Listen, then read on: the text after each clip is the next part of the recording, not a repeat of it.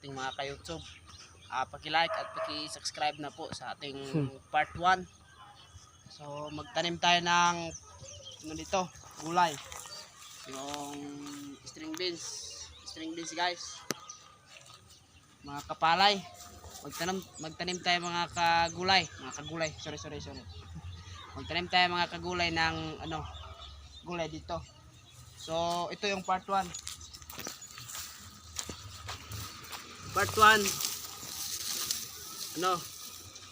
Alisin natin yung damo dito, mga kapalay.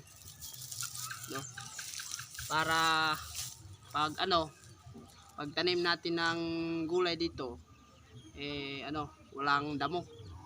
Walang mga pisting damo dyan.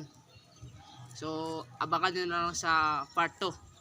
So bago pa ako nag-vlog, so paki-like at paki-subscribe na rin sa YouTube channel ng Waway Waldo. Paki-like at paki-subscribe. So thank you guys.